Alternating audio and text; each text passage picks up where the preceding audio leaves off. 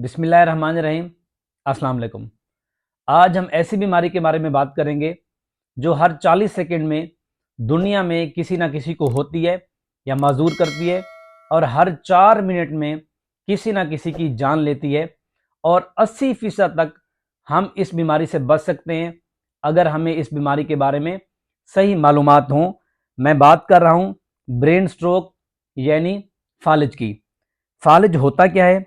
किसी वजह से अगर हमारे दिमाग को ब्लड नहीं मिलता और अगर उसको ब्लड की सप्लाई नहीं होती तो हमारे दिमाग को ऑक्सीजन और न्यूट्रिशन नहीं मिलती और दिमाग में मौजूद सेल आहिस्ता आहिस्ता मरना शुरू हो जाते हैं और ये अमल कुछ ही मिनटों के अंदर शुरू हो जाता है। इसलिए हमें बहुत जल्दी अस्पताल जाना पड़ता है और बहुत जल्दी में एक्शन लेना पड़ता है ताकि ज़्यादा से ज़्यादा ब्रेन सेल्स बचाए जा सके। आखिर ब्रेन स्ट्रोक या फालिज कितने टाइप्स के होते हैं? इसकी टाइप्स की अगर हम बात करें तो मेनली ये दो टाइप्स के होते हैं। पहले नंबर के ऊपर इस्कीमिक स्ट्रोक और दूसरे नंबर के ऊपर हेमरेजिक स्ट्रोक। इस्कीमिक स्ट्रोक की अगर बात की जाए तो इसमें क्या होता है कि दिमाग को खून की सप्लाई रुक जाती है।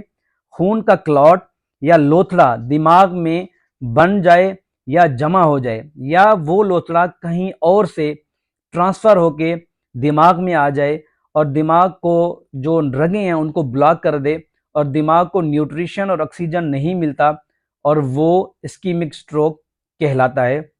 और अगर दूसरे नंबर के ऊपर बात करें हेमोरेजिक स्ट्रोक की, इसमें क्या होता है कि खून की नाली किसी वजह से फट जाती है। इसमें दो इफेक्ट्स आते हैं।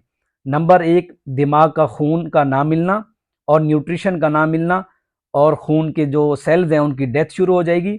दूसरा, वहाँ पर खून इकट्ठा हो जाता है और दिमाग पर बहुत ज़्यादा प्रेशर बन जाता है और वो एक फर्दर डैमेज भी करता है और उसके साथ साथ दिमाग के उस हिस्से को प्रेशर डालता है और वो दिमाग अपना फंक्शन सही तरीके से नहीं कर सकता। और दोनों का इलाज बिल्कुल मुख्तलिफ होता है और आपको जल्द ही इसलिए डॉक्टर के पास पहुंचना होता है कि वो सीटी स्कैन या एमआरआई करवा के ये पता लगा सके आया कि आपको इस्कीमिक स्ट्रोक हुआ है या हेमरेजिक स्ट्रोक हुआ है। इसी में एक मिनी स्ट्रोक भी होता है जिसको टीआईए कहते हैं। इसका मतलब है कि ट्रांजिट इस्कीमिक अटैक। 24 घंटे के अंदर अगर ये ठीक हो जाए या आपके जो दिमाग के फंक्शन है वो दोबारा नॉर्मल हो जाए तो इसको मिनी स्ट्रोक या टीआईए कहते हैं। अगर ऐसे शख्स आपके पास आए जिसको ये हिस्ट्री हो को उसको मिनी स्ट्रोक हुआ है या उसको टीआईए हुआ है तो उन लोगों के अंदर हाई रिस्क पेशेंट होते हैं। वो आगे चल के उन लोगों में ये खतरा होता है कि कहीं उनको दोबारा मेजर स्ट्रोक हो ना जाए। और अगर बात की जाए इसके रिस्क फैक्टर की, ऐसे कौन से फैक्टर हैं जिनकी वजह से जो मरीज हमारे पास आते हैं अगर उनमें ये चीज़ें होंगी तो वो हाई रिस्क पेशेंट कहलाएंगे। और हाई रिस्क पेशेंट की अगर बात की जाए, सबसे पहले ओबेसिटी, ओवरवेट और इनएक्टिविटी। ये तीन चीज़ें ऐसी हैं कि अगर आप वर्जिश नहीं करते, किसी वजह से आप ओवरवेट हैं, इनएक्टिविटी है, तो आपको स्ट्रोक के जो चांसेस हैं वो मैक्सिमम हो जाते हैं। और दूसरे नंबर के ऊपर है अनहेल्दी डाइट। अगर आप हाई कोलेस्ट्रोल डाइट लेते हैं, जंक फूड और फास्ट फूड बहुत ज़्यादा इस्तेमाल करते हैं, कढ़ाई और गोश्त का इस्तेमाल ज़्यादा करते हैं तो आप में स्ट्रोक के चांसेस ज़्यादा हैं बानिस्बत उनके जो लोग हेल्दी सब्जियां और फ्रूट खाते हैं। और तीसरे नंबर के ऊपर है अल्कोहल का या शराब का इस्तेमाल करना। चौथे नंबर के ऊपर है कि ड्रग एडिक्शन। ड्रग एडिक्शन का मतलब यह है कि ऐसे लोग जो चरस, अफीम, कोकेन इस्तेमाल करते हैं तो उन लोगों में भी स्ट्रोक बहुत ज़्यादा देखा गया है। पांचवें नंबर के ऊपर है कि परसिस्टेंट हाई ब्लड प्रेशर, या ऐसे लोग जिनका ब्लड प्रेशर अनकंट्रोल होता है, अगर वो मेडिसिन नहीं लेते या उसका प्रॉपर डोज नहीं ले रहे तो ऐसे मरीजों के अंदर भी ब्लड प्रेशर बढ़ने की वजह से स्ट्रोक ज़्यादा देखा गया है। छठे नंबर के ऊपर है कि ऑब्स्ट्रक्टिव स्लीप एपनिया। सातवें नंबर के ऊपर है ऐसे लोग जो बहुत ज़्यादा स्मोकिंग या शीशा का इस्तेमाल करते हैं।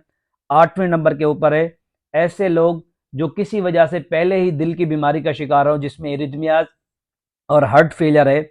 नौवें नंबर के ऊपर है अगर आपकी फैमिली हिस्ट्री पॉजिटिव है।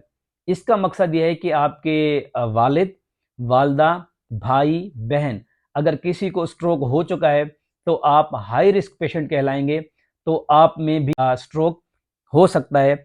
10वें नंबर के ऊपर है अगर आपकी उम्र 55 या 55 साल से ज़्यादा है, क्योंकि ज़्यादातर स्ट्रोक उन लोगों में देखा गया है जिनकी उम्र 55 या 55 साल से ज़्यादा होती है। और 11वें नंबर के ऊपर है कि हार्मोन रिप्लेसमेंट थेरेपी। मोस्टली ख़वातीन जो हैं वो वक्फे की गोली या ओसीपी ले रही होती हैं, तो वो हार्मोन रिप्लेसमेंट के तौर पर काम करती हैं, और ऐसे मरीज़ों के अंदर या ऐसे लोगों के अंदर स्ट्रोक के जो चांसेस हैं वो बहुत ज़्यादा हद तक बढ़ जाते हैं। और अगर बात की जाए इसके अलामात की या सिम्टम की, तो ये डिपेंड करते हैं कि आपके दिमाग का कौन सा हिस्सा स्ट्रोक से अफेक्ट हुआ है या कितनी देर के लिए इफेक्ट हुआ है। अगर एक लंबे टाइम के लिए वो इफेक्ट हुआ है, ऐसे फंक्शन जो जो इनके ख़त्म हो चुके हैं वो वापस कभी नहीं आएंगे। लेकिन अगर वो रिवर्सिबल हैं, थोड़े टाइम के लिए अगर वो अफेक्ट हुए हैं, तो वो दोबारा रिवर्स होके आपको वो नॉर्मल फंक्शन देना शुरू कर देंगे। और इसमें सबसे पहले ये है कि फेशियल डेविएशन। आपने बहुत सारे लोग देखे होंगे जो कहते हैं कि मुझे स्ट्रोक हुआ और मेरा ब्लड प्रेशर बढ़ा, फेस है वो एक साइड पे मुड़ गया है, इसको फेशियल डेविएशन कहते हैं। और दूसरे नंबर के ऊपर है ज़बान का लड़खड़ाना। बहुत सारे लोग ऐसे हैं जो फ्रीक्वेंट बात नहीं कर सकते स्ट्रोक के बाद और उनकी ज़बान लड़खड़ाती है। तीसरे नंबर के ऊपर है कि पैरालिसिस या मसल वीकनेस।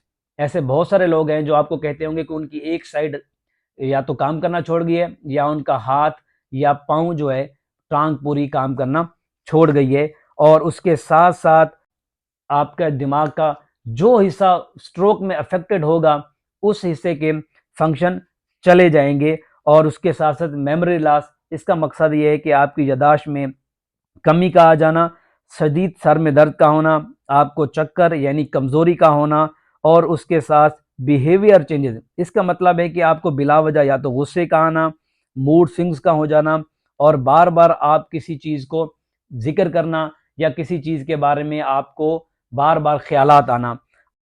और अगर ब्रेन स्ट्रोक की प्रिवेंशन या बचाव की बात करें, जैसे मैंने आपको वीडियो के शुरू वाले हिस्से में बताया था कि 80% तक हम इस बीमारी से बच सकते हैं।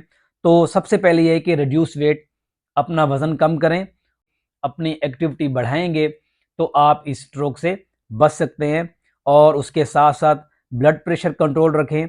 अगर आपका ब्लड प्रेशर बढ़ता है परसिस्टेंट, तो अपना जो मेडिसिन का डोज है अपने डॉक्टर से वो एडजस्ट करवाएं। अगर ब्लड प्रेशर कंट्रोल हो जाएगा तो आप स्ट्रोक से बच सकते हैं। अपनी शुगर को कंट्रोल में रखें और उसके साथ साथ वर्जिश करें, अपनी एक्टिविटी बढ़ाएं, और कोशिश करें जो आप वर्जिश कर रहे हैं वो अर्ली मॉर्निंग करें।